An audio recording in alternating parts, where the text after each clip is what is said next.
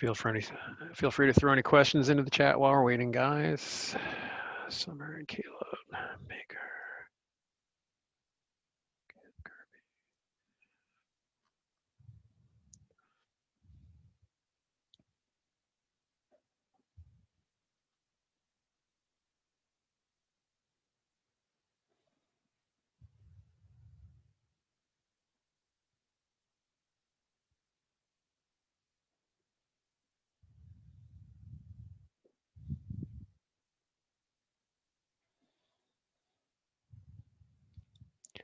Jaden and Elena, when you get a chance, get your video on.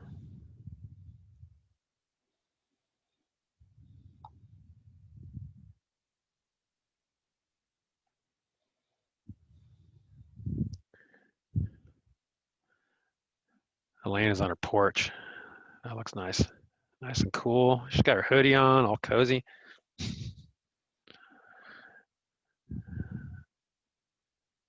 Akila's here.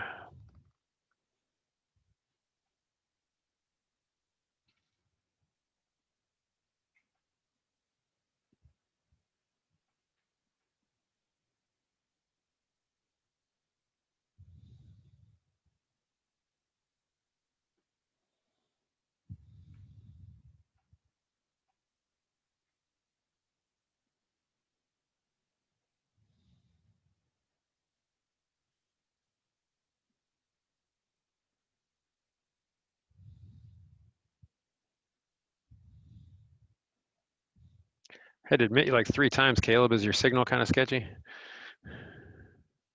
Yeah, well, got you in now. And yeah, probably about time to get started. Hopefully a couple more people will show up. Thanks for being here, everybody. It's a good day to make sure that you are here because we are going to kind of talk through some actual literature that we're working on here. So let me go over to the agenda. All right, so first of all, vocab unit 1, creative usage. The first time I've done that exercise has been turned in last night, has been checked. If you didn't get to it previously and you finished that, make sure and let me know by email so I can give you partial credit. I would love to actually share a couple of those, and I will bait you with double pluses on your participation. Can I get somebody to unmute themselves, dig up that little file, and read your little paragraph with the words that you used?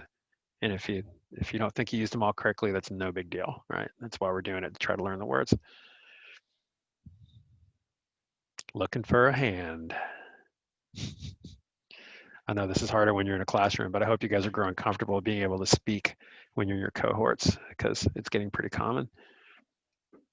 And now I'm going to wait patiently because I know somebody wants to do this because it's not a big deal.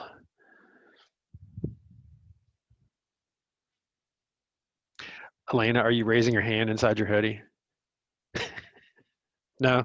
Okay, just checking. First bell, we had like 3 people read theirs. Are you guys like boring compared to them? Is that what you're telling me? Zach, is that a hand?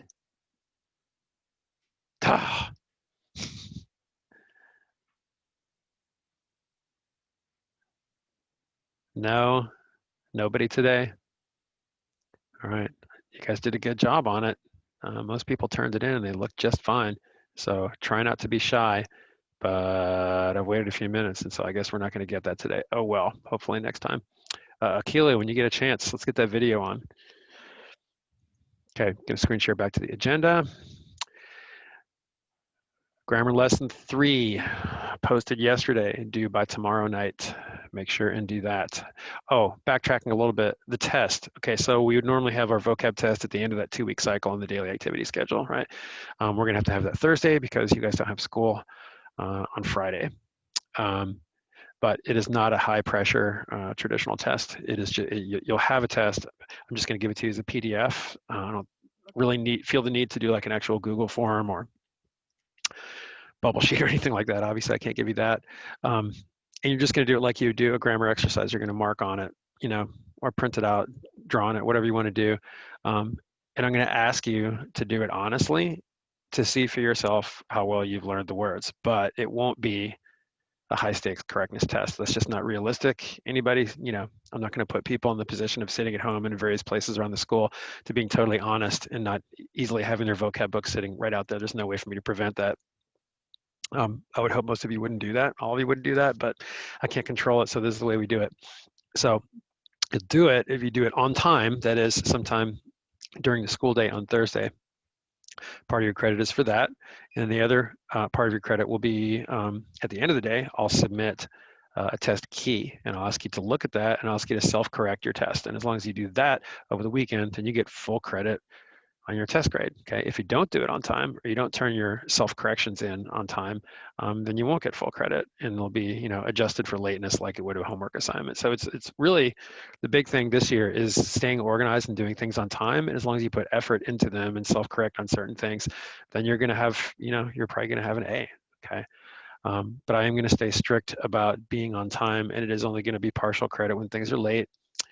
And starting next week, I'm definitely going to tighten up on the length of time that you get partial credit. Okay, we're not going to have people turning in things that were a week and a half ago. It's going to be like 2 days, and I'll announce that on my agenda probably tomorrow, especially in honors.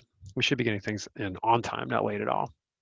But I'll still say, I will still stay somewhat flexible and give you 2 more days to make up for partial credit. All right, all for love unit down to this. So I remind you guys about the grammar. So you guys should have read and annotated the poem, The Raven by Edgar Allan Poe last night. I'm gonna talk through that a little bit right now. Excuse me, no COVID. Then after that, you'll be asked to do the quiz, which you're used to doing, but I thought it'd be good since this is a poem, literature we're less used to working with, to talk through it a little bit first before you do that. And of course, that grades itself, and you see the results right there in StudySync. But you're also going to do the Sync TV chart, okay? So you're going to use the same method that we did last time by copying the chart from the Access One link, right, on the top of the assignment, and into your Google Doc, where you have your intro questions, again, just like we did on Gift of the Magi. And then after you watch that video and fill those in, then you submit the whole Google Doc to the Turn and Post on Google Classroom. So I will be checking that you did the quiz and checking that you turned in the intro and Sync TV tomorrow morning. Okay, so you finish that tonight. All right, so let's go to that actual assignment here. Okay, so there's the intro video. You've already done that, all right? You have moved to the Read tab, and let's take a look at this poem together. So, kind of a strange poem. Let's talk about some technical aspects of the poem, how it's written, what happens, maybe a little bit of why, and then I'll kind of get you ready to do those think questions. Let's talk about point of view first. There's actually 3 different literary points of view. Now I've got you guys kind of minimized over here on the side, but I would love if someone could unmute themselves and tell us what literary point of view this poem is written in. I know you've studied points of view, and I know we haven't really gotten into literary terms yet, but I bet you know by a certain pronoun that is used certainly all through the first stanza and the rest of the poem. What literary point of view is this? Zach? Unmute yourself. First point of view. Yes, first person point of view, very good, because we see what pronoun used extensively through it. I.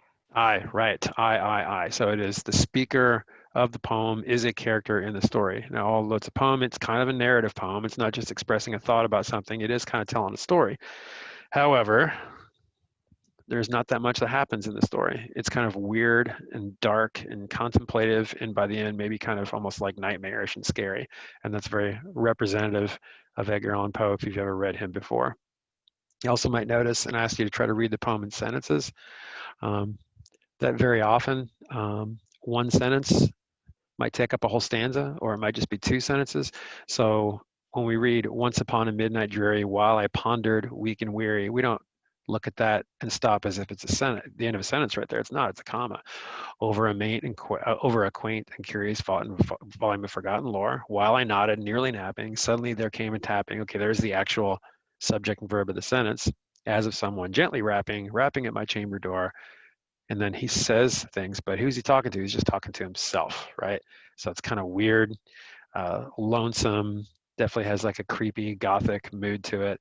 And then from there, let's just talk about well, let's talk a little more about how it sounds. What are some kind of easy to identify poetic devices that you see going on in this poem, especially the ones having to do with the sound of the words that kind of help establish this dark mood that the poem has? Who can tell us that? Let me, okay, it's kind of hard. I'm trying to figure out how to do this because I can't see all of you and see who's raising their hand. So someone would just kind of unmute themselves and say, I'm here, I can say something. What language devices having to do with sound do we see Poe using that kind of give the poem the sound that it has? I'm going to come out of screen share so I can see you. Yeah, Trace, what you got? You're still muted. Could you go back to the thing? Because Sure. I'm trying to load it up. Yeah.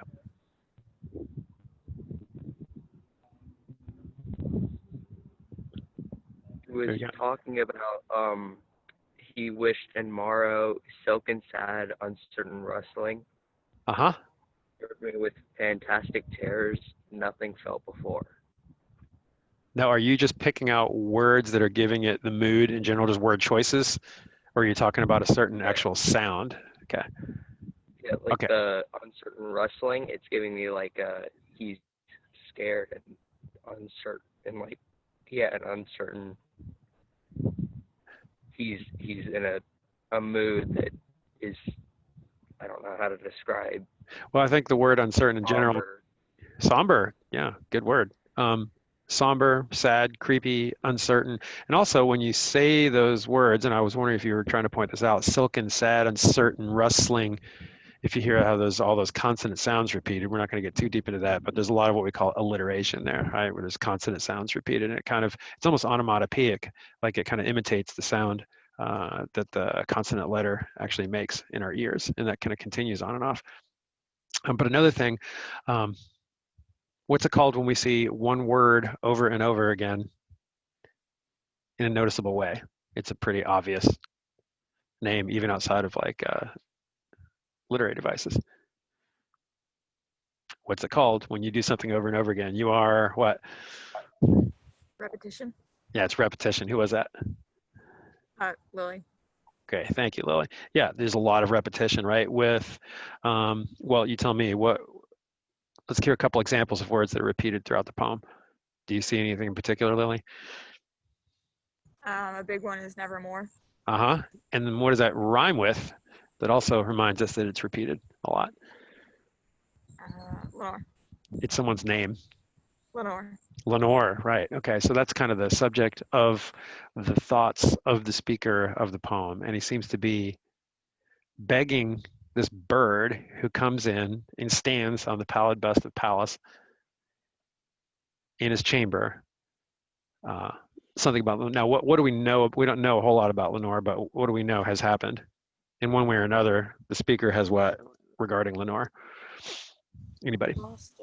Lost her, right. Now it sounds like she's probably, it doesn't say it specifically, but it sounds like she's probably passed away, right? But we don't, it's real mysterious, and the word I would use is ambiguous as far as what's really happened, right?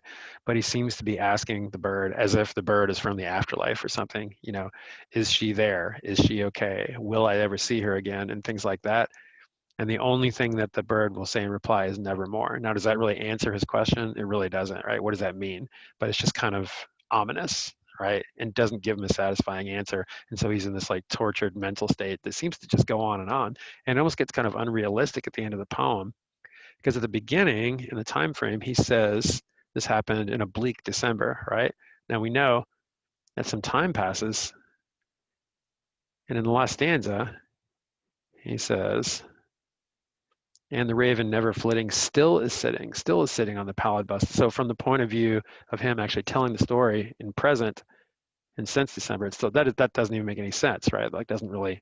So is all this going on in his head? Is he having a few glasses of wine and thinking about this and losing his mind and dozing off and hallucinating? Is he delusional? We don't know. And Poe's like that. Everything's really weird and creepy and dark, and it's great Halloween stuff, right? But he likes to write about things that are delusional and depressive and and dark. And while it might not sound fun, it kind of is, right? It's all make believe, and it has to do with people, missing things, being upset about things, and just kind of getting lost in their own heads. And that's what he seems to be kind of doing here. And all the bird says is nevermore. Does that mean he's never going to see her again? Does that mean she's never going to be okay again? We can't tell, but that's okay. All right, I think that's enough to get you guys started. So once again, you should have already annotated. If you have not, make sure and make that up. Tell me you made it up. Next step is a quiz, right? We've done that before. And then Study Sync TV. And of course, you get that Study Sync TV chart from inside the Access One link, which just like last time is down there, right? So if you have trouble copying and pasting, you can always just label the different timestamps and give your responses. As long as I can see that you've done the work, it's all good. Okay, back to you guys. Are we allowed to print it out and mark on it and then send a picture of it? Absolutely, if that works better for you and you've got a printer handy. I know not everybody does, and you prefer that to trying to sloppily copy and paste a chart and type into it, that's totally fine. Good question, Claire. All right, any other questions, chat or otherwise? Anything else going on? All good?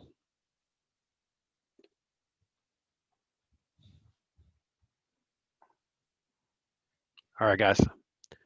Feel free to pop out and move on with your day, and I will see you soon.